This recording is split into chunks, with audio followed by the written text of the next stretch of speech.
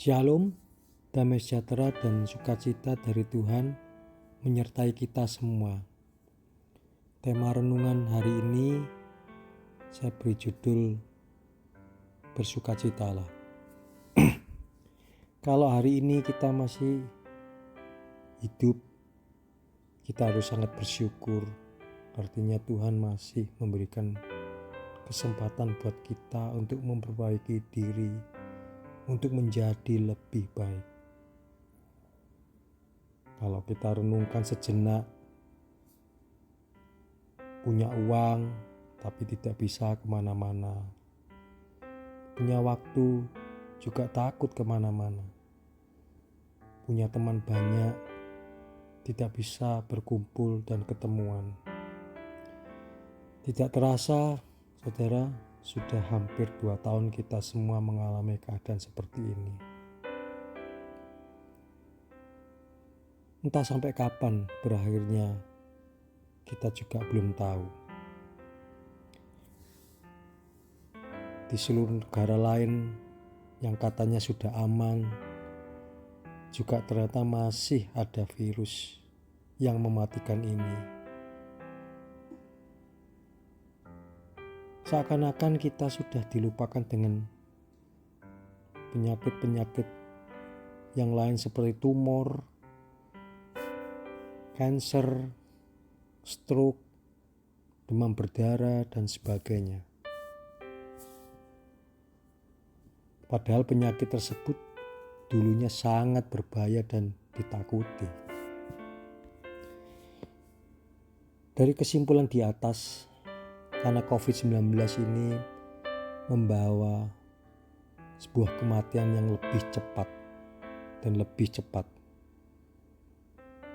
Firman Tuhan di dalam Yohanes 13 ayat 7, "Apa yang kuperbuat engkau tidak tahu sekarang, tetapi engkau mengertinya kelak." Sekali lagi saya ulangi saudara ayat ini. Apa yang kuperbuat engkau tidak tahu sekarang, tetapi engkau mengertinya kelak. Ya, ternyata semua orang takut mati.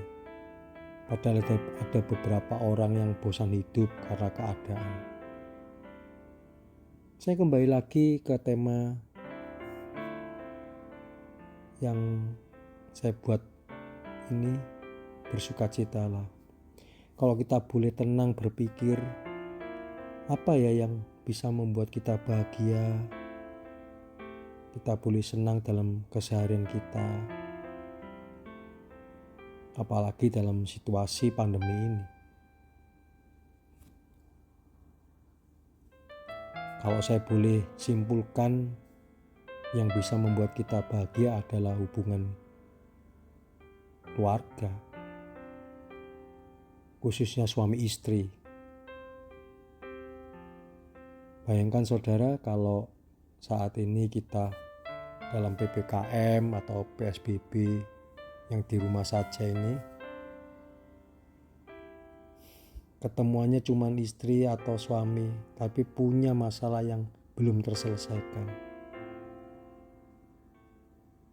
Ya, pasti bisa bertambah jenuh di rumah dan bosan. Akhirnya lebih gampang marah, sensitif, stres, ya dan sebagainya, saudara. Sekali lagi saudara, saya hanya mengingatkan sebagai saudara seiman, kalau mungkin masih ada hubungan rumah tangga yang bermasalah, harus cepat dipulihkan. Seperti firman Tuhan dalam Matius 5 ayat 9, "Berbahagialah orang yang membawa damai, karena mereka akan disebut anak-anak Allah." Sekali lagi saya ulang, berbahagialah orang yang membawa damai, karena mereka akan disebut anak-anak Allah. Saya yakin pandemi ini Tuhan mau kita mulai memperbaiki dan berusaha memulihkan setiap keluarga. Karena keluarga atau rumah tangga juga gereja Tuhan. Kalau kita boleh renungkan kembali, apa yang terjadi saat ini kalau kena penyakit apapun, atau apalagi COVID, siapa yang berani merawat? Ya suami atau istri. Nggak ada lainnya. Usia tua kita, ya siapa teman setia kita? Ya suami atau istri. Anak-anak setelah dewasa lalu menikah juga punya kehidupan sendiri atau kesulitan sendiri.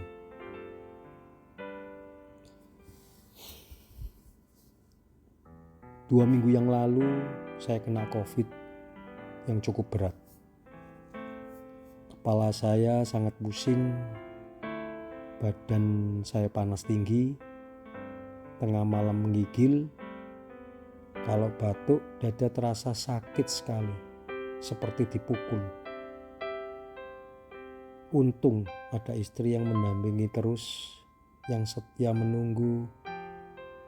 Kebetulan istri juga kena COVID tapi ringan, sehingga istri yang bisa merawat saya, yang atur minum, obat, ambilkan makan setiap hari. Puji Tuhan, saya sangat bersyukur saudara, sungguh sangat bersyukur sekali. Bagaimana kalau seandainya saat itu istri saya juga mengalami berat seperti saya? Apa jadinya saat itu? Siapa yang menyediakan makan atau obat dan lain sebagainya? Semua orang pada lari ketakutan kena imbasnya. Ya memang pada saat sebagai penderita COVID juga takut kalau orang lain ikut tertular. Jadi serba repot saudara. Karena kalau kena COVID, kalau sedikit terlambat penanganan bisa 50% hidup dan mati.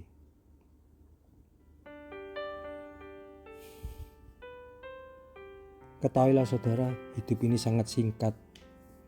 Tidak terasa usia terus berjalan dan terus berjalan.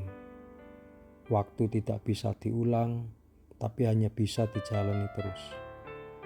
Banyak sudah orang tua kita, teman dekat, saudara kita, atau orang yang kita kenal, banyak yang sudah dipanggil Tuhan. Kalau dipikir begitu banyak kenangan indah bersama mereka, sekarang tinggal kenangan dan kenangan.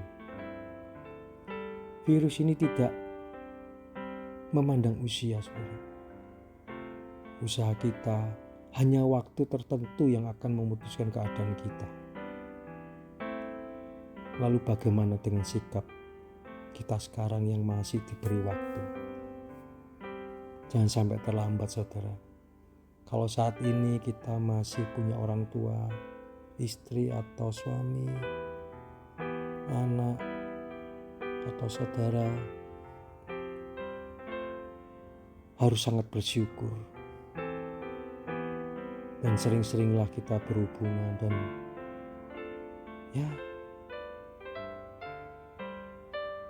boleh saling menguatkan. Firman Tuhan berkata, berbahagialah orang yang lapar dan haus akan kebenaran,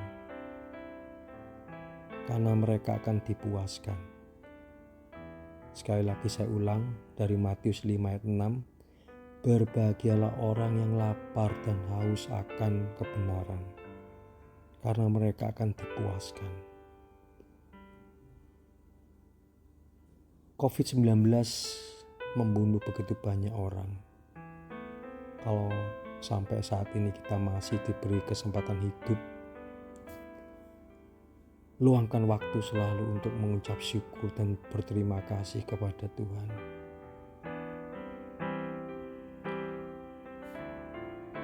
Ya, demikianlah renungan singkat saya.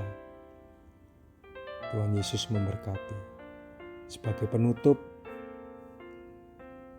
saya ambil dari 1 Petrus 5 ayat 7-11. Demikian firman Tuhan. Serahkanlah segala kekhawatiranmu kepadanya, sebab Ia yang memelihara kamu. Sadarlah dan berjaga-jagalah. Lawanmu si iblis berjalan keliling sama seperti singa yang mengaum-ngaum dan mencari orang yang dapat ditelannya. Lawanlah dia dengan iman yang teguh. Sebab kamu tahu bahwa semua saudaramu di seluruh dunia menanggung penderitaan yang sama.